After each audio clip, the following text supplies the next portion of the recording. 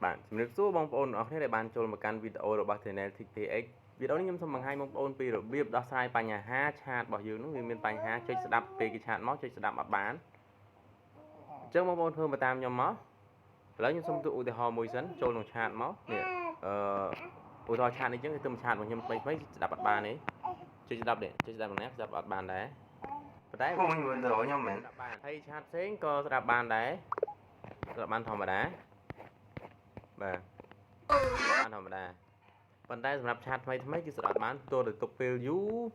យើងអត់ស្ដាប់ទុកមួយថ្ងៃមិនស្ដាប់បានអញ្ចឹងធ្វើតាមខ្ញុំមកបងប្អូនចូលទៅក្នុង setting រកកម្មវិធី setting មកនេះបងប្អូន setting មក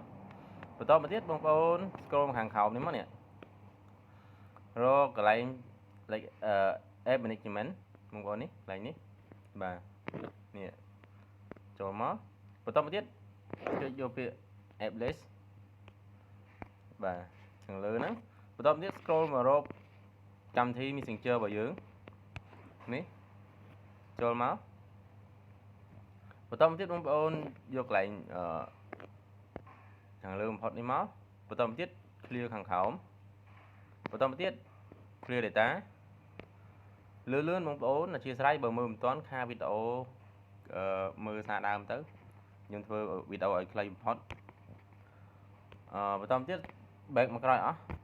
យើងចូលទៅក្នុងកម្មវិធី Messenger យើងវិញ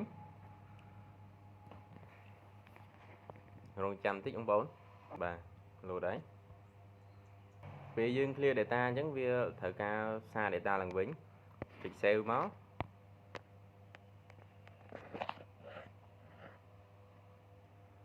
បាទរឿងញីតិចបន្តមកទៀតបងប្អូនចុចឡើងខាងលើនេះដើម្បីcome back data ដែលយើងឆាតចាស់បើយើងចុចខាងក្រោមគឺអត់មានឃើញអាថ្មីទេអាចារ្យឃើញអធិស្ឋានអត់ឃើញអាចារ្យទេឃើញតែថ្មីយើងវាយលេខកូដដែលយើងដាក់នៅក្នុងឆាតយើងដើម្បី restore អាឆាតចាស់មកវិញបើមិនជាយើងអត់មានដាក់លេខកូដនោះទេគឺវាអត់ទទួលអត់មានទេប៉ុន្តែបើថាដាក់ហើយគឺវាត្រូវតែវាយចុច turn on ចុចឡើងវិញមក done ទៀតមកអូខេបន្តមកទៀតចុចកន្លែងមិញមកមើលខ្ញុំស្ដាប់ឮអត់ទៅហូរហើយថាឮបងប្អូនបាទវីដេអូនេះគឺមានតែប៉ុណ្្នឹងទេជម្រាបលាជួបគ្នាវីដេអូក្រោយបាយ